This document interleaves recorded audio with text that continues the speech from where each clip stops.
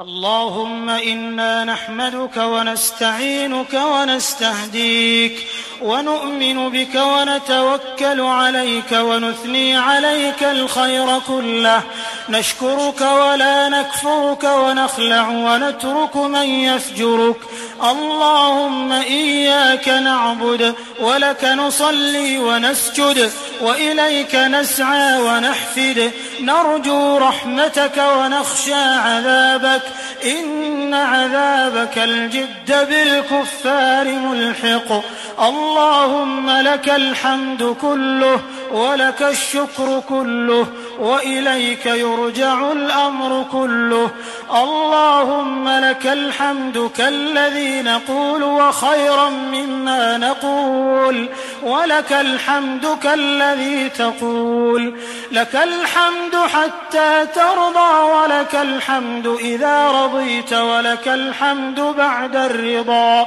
اللهم لك الحمد بما هديتنا ورزقتنا وخلقتنا وفرجت عنا. لك الحمد بكل نعمة أنعمت بها علينا في قديم أو حديث أو خاصة أو عامة أو سر أو علانية. لك الحمد بالإيمان ولك الحمد بالإسلام ولك الحمد بالقرآن ولك الحمد بالمال والأهل والمعافاة. بسطت رزقنا وكبت عدونا وأظهرت أمننا وجمعت فرقتنا، ومن كل ما سألناك ربنا أعطيتنا.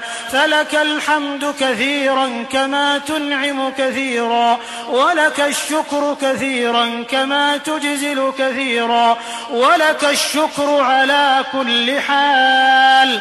لك الحمد بجميع المحامد، لا نحصي ثناء عليك أنت كما أثنيت على نفسك. لا إله إلا الله المتوحد في الجلال بكمال الجمال تعظيما وتكبيرا، المتفرد بتصريف الأمور على التفصيل والإجمال تقديرا وتدبيرا، المتعالي بعظمته ومجده، الذي نزل الفرقان على عبده ليكون للعالمين نذيرا. اللهم لك الحمد على نعمك العظيمة وآلائك الجسيمة، حيث أنزلت إلينا خير كتبك وأرسلت إلينا أفضل رسلك وشرعت لنا أعظم شرائع دينك وهديتنا لمعالم دينك الذي ليس به التباس، وجعلتنا من خير أمة أخرجت للناس. الحمد لله الصادق في قيله قل صدق الله، ومن أصدق من الله قيلا، ومن أصدق من الله حديثا. ونحن على ما قال ربنا وخالقنا من الشاهدين، ولما ألزم وأوجب غير جاحدين، والحمد لله رب العالمين. وصلى الله على نبينا محمد سيد المرسلين وعلى آله وصحبه الطيبين الطاهرين، وعلى زوجاته أمهات المؤمنين.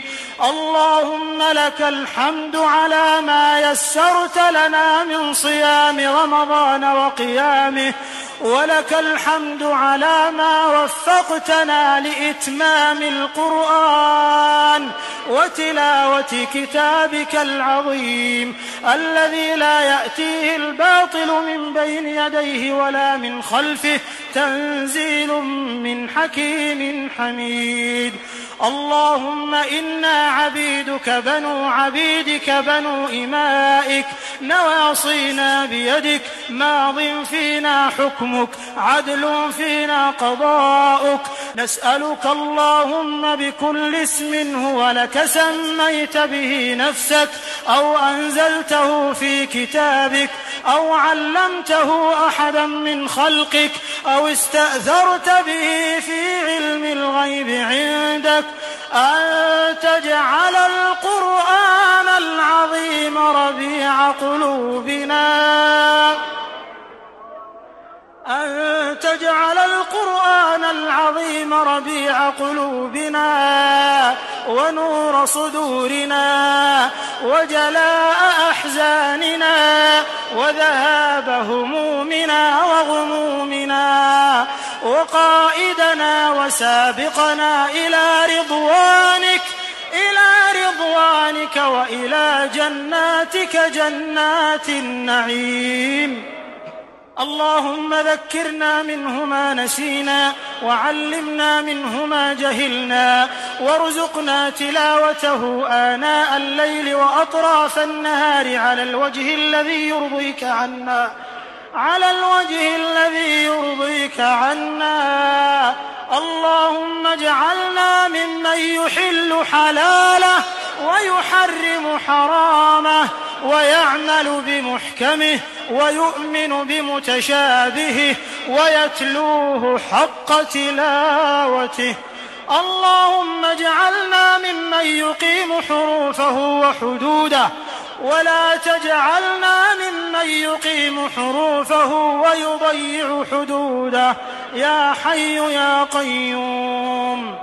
اللهم اجعل القرآن العظيم لقلوبنا ضياء ولأبصارنا جلاء ولأسقامنا دواء ولذنوبنا ممحصا وعن النار مخلصا. اللهم ألبسنا به الحلل وأسكنا به الظلل وادفع عنا به النقم وزدنا فيه من النعم يا حي يا قيوم. اللهم اجعل القرآن العظيم شفيعنا وحجة لنا لا حجة علينا. اللهم اجعلنا عند ختمه من الفائزين، واجعلنا فيه عند البلاء من الصابرين، وعند النعماء من الشاكرين، وإلى أعلى جناتك سابقين. اللهم اجعلنا من أهل القرآن الذين هم أهلك وخاصتك. اللهم اجعلنا ممن يقال له اقرأ وارقى ورتل كما كنت ترتل في الدنيا يا ذا الجلال والإكرام. اللهم اجعلنا ممن اتبع القرآن فقاده إلى رضوانك والجنة، ولا تجعلنا ممن اتبعه القرآن فزج في قفاه إلى النار برحمتك يا أرحم الراحمين. اللهم انفعنا وارفعنا بالقرآن العظيم الذي رفعت مكانه وأيدت سلطانه، وقلت يا أعز من قائل سبحانه فإذا قرأناه فاتبع قرآنه ثم إن علينا بيانه، أحسن كتبك نظاما وأفصحها كلاما وأبينها حلالا وحراما. اللهم انقلنا بالقرآن الكريم من الشقاء إلى السعادة، ومن النار إلى الجنة، ومن الشقوة إلى الهداية، ومن البدعة إلى السنة، ومن أنواع الشرور كلها إلى أنواع الخير كلها يا حي يا قيوم.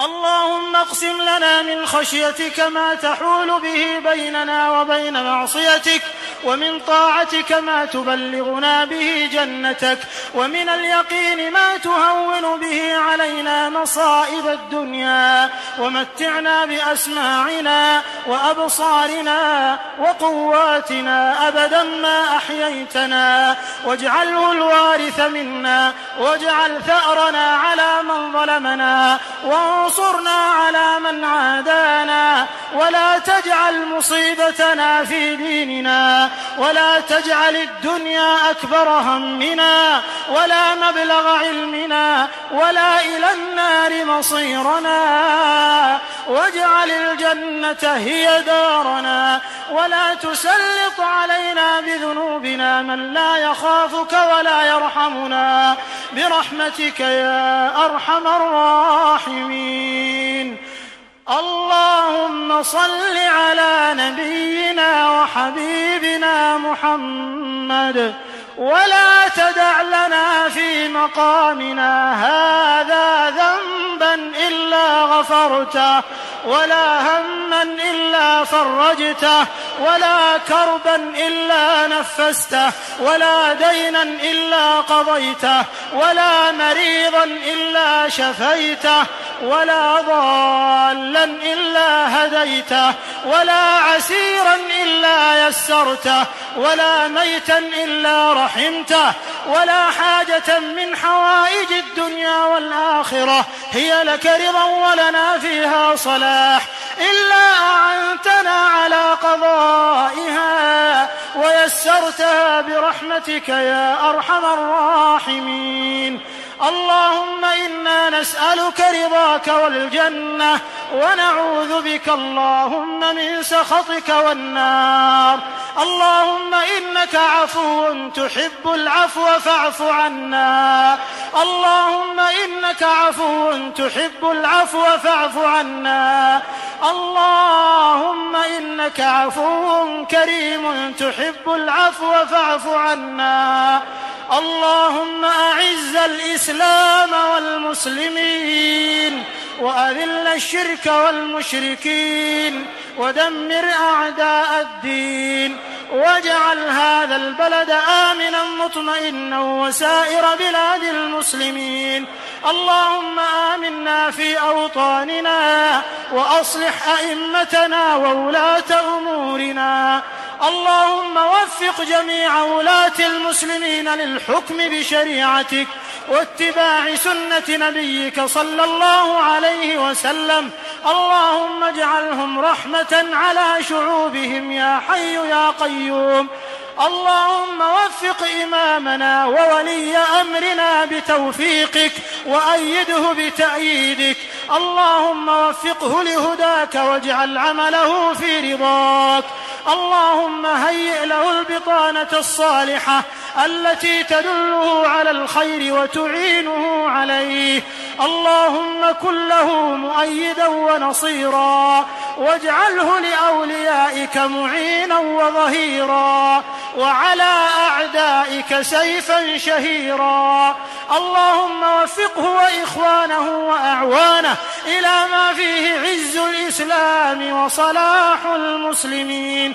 اللهم وما قدموا للإسلام والمسلمين فاجعله في موازين أعمالهم يا حي يا قيوم. اللهم يا ذا الحبل الشديد والأمر الرشيد، نسألك أن تؤمن فزعنا يوم الوعيد، وأن ترزقنا الجنة دار الخلود مع المقربين الشهود الركع السجود يا رحيم يا ودود. اللهم يا عالم الخفيات ويا قاضي الحاجات، اغفر للمسلمين والمسلمات والمؤمنين والمؤمنات الأحياء منهم والأموات، إنك سميع قريب مجيب الدعوات. اللهم يا ذا العز والجبروت، أنقذ المسلمين من كل ملحد وطاغوت. اللهم آتنا في الدنيا حسنة وفي الآخرة حسنة وقنا عذاب النار. اللهم اغفر لجميع موتى المسلمين الذين شهدوا لك بالوحدانية ولنبيك بالرسالة وماتوا على ذلك. اللهم اغفر لهم وارحمهم وعافهم واعف عنهم وأكرم نزلهم ووسع مدخلهم واغسلهم بالماء والثلج والبرد ونقهم من الذنوب والخطايا كما ينقى الثوب الأبيض من الدنس، حتى يكونوا في بطون الألحاد مطمئنين، وعند قيام الأشهاد آمنين، وإلى أعلى جناتك سابقين. اللهم انقلهم من ضيق اللحود ومن مراتع الدود إلى جنات الخلود. اللهم اغفر لنا وارحمنا إذا صرنا إلى ما صاروا إليه تحت الجنادل والتراب وحدنا. اللهم ارحمنا في القبور إذا وارانا التراب وتركنا الأهل والأصحاب وهجرنا الإخوة والأحباب. اللهم اجعل قبورنا رياضا من رياض الجنة ولا تجعلها حفرا من حفر النار. اللهم ثبتنا عند السؤال. اللهم ارحمنا عند الموت وهون علينا سكرات الموت. اللهم ارحمنا عند سؤال منكر ونكير، وارحمنا إذا خالطنا الديدان يا رب العالمين. اللهم ارحمنا يوم الفزع الأكبر واجعلنا من الآمنين. اللهم ارحمنا عند تطاير الصحف وارحمنا عند نصب الصراط. اللهم ارحمنا إذا دنت الشمس من رؤوس العباد. اللهم أظلنا تحت ظل عرشك يوم لا ظل إلا ظلك. اللهم اجعل آخر كلامنا من الدنيا شهادة أن لا إله إلا الله وأن محمدا رسول الله، وتوفنا وأنت راض عنا غير غضبان، واجعلنا ممن ينادى غدا في الآخرة كلوا واشربوا هنيئا بما أسلفتم في الأيام الخالية. اللهم اجعلنا إخوانا على سرر متقابلين يا أرحم الراحمين. اللهم وفق جميع علماء المسلمين لبيان الحق والدعوة إليه. اللهم انصر من نصر الدين واخذل من خذل المسلمين يا رب العالمين. اللهم انصر إخواننا المجاهدين في سبيلك في كل مكان يا من لا يهزم جندك ولا يخلف وعدك. اللهم منزل الكتاب ومجري السحاب وهازم الأحزاب، اهزم أعداء الإسلام والمسلمين في كل مكان. اللهم أدر عليهم دوائر السوء. اللهم اشدد عليهم وطأتك وارفع عنهم عافيتك. اللهم صدع بنيانهم وشل أركانهم وجمد الدماء في عروقهم، وأرنا بهم يوما أسودا كيوم فرعون وهامان وأبي بن خلف يا ذا الجلال والإكرام يا قوي يا عزيز. اللهم كن لإخواننا المضطهدين في دينهم في سائر الأوطان. اللهم عجل لهم بالفرج والعافية يا ذا الجلال والإكرام. اللهم ارفع الضر عن المتضررين والاضطهاد عن المضطهدين وفك أسر المأسورين في كل مكان يا رب العالمين. اللهم أصلح شباب المسلمين، اللهم أصلح شباب المسلمين، اللهم وفقهم إلى ما فيه الخير لأوطانهم وأمتهم يا رب العالمين. اللهم وفقهم إلى ما فيه غض أبصارهم وتحصين فروجهم يا رب العالمين. اللهم اجمع قلوبهم على الهدى والحق يا رب العالمين. اللهم أصلح نساء المسلمين، اللهم قهن شر التبرج والسفور والاختلاط. اللهم ارزقهن الحجاب والعفاف والحشمة والحياء، وصنهن أن يفتن أو يفتن يا سميع الدعاء. اللهم اجعلهن قرة أعين لأزواجهن وأولادهن يا رب العالمين. اللهم أقر أعيننا برفع راية الإسلام خفاقة في كل مكان يا حي يا قيوم. اللهم انصر إخواننا في فلسطين على اليهود الغاصبين. اللهم أقر أعيننا بإعادة المسجد الأقصى إلى بلاد المسلمين. اللهم أقر أعيننا بإعادة المسجد الأقصى إلى بلاد المسلمين. اللهم طهره من الغاصبين وأخرجهم منه أذلة صاغرين، وارزقنا فيه صلاة قبل الممات. اللهم وكما جمعتنا في هذا المكان المبارك وفي بيتك المقدس وفي مسجد نبيك صلى الله عليه وسلم، فاجمعنا في المسجد الأقصى يا رب العالمين، واجمعنا في دار كرامتك ومستقر رحمتك يا حي يا قيوم. اللهم تقبل دعاءنا وصلاتنا وصيامنا وقيامنا يا حي يا قيوم.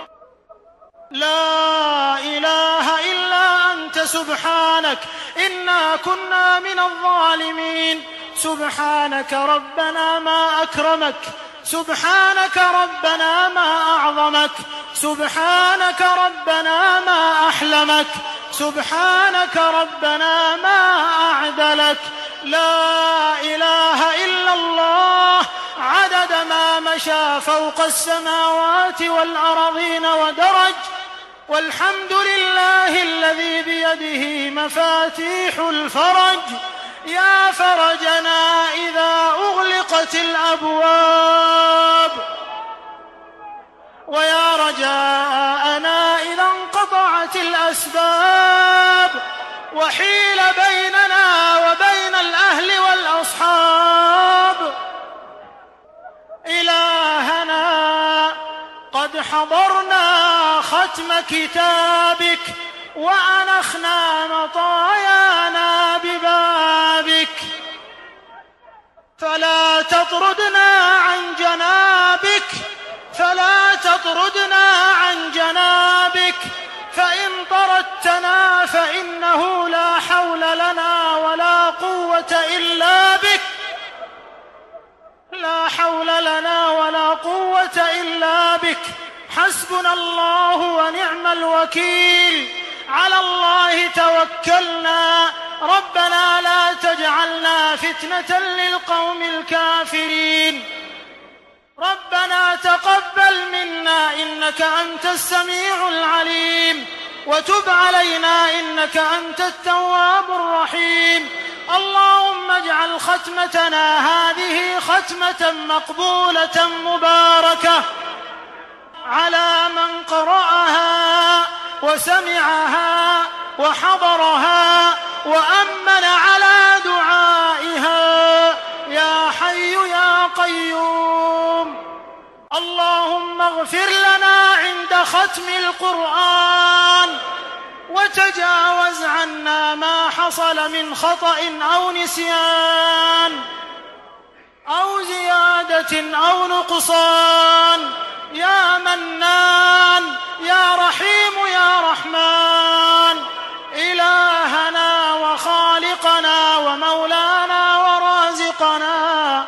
هل في الوجود رب سواك فيدعى، أم هل في الكون إله غيرك فيرجى؟ لا إله إلا الله. إلهنا ما أحلمك على من عصاك، وما أقربك ممن دعاك، وما ألطفك بمن سألك، وما أرأفك بمن أملك. أنت ملاذنا إذا ضاقت السبل، وأنت ملجأنا إذا انقطعت الحيل. اللهم هؤلاء عبادك أتوا إلى رحابك من كل فج عميق، يرجون رحمتك ويخشون عذابك، تركوا أموالهم وأهليهم وأوطانهم وأولادهم وأعمالهم، يريدون جنتك ويخشون عذابك، رفعوا أكف الضراعة إليك وذرفوا الدموع. اللهم فأعطهم سؤلهم، اللهم أعطهم ولا تحرمهم، وزدهم ولا تنقصهم، وأكرمهم ولا تهنهم، وآثرهم ولا تؤثر عليهم. اللهم صل على محمد ما ذكره الذاكرون الأبرار، وصل على حبيبنا محمد ما تعاقب الليل والنهار، وصل على محمد وعلى المهاجرين والأنصار. اللهم صل عليهم ما زهرت النجوم، وصل عليهم ما تلاحمت الغيوم. اللهم صل عليهم ما أشرق الضياء ولاح، وصل عليهم ما تعاقب المساء والصباح. سبحان ربك رب العزة عما يصفون، وسلام على المرسلين، والحمد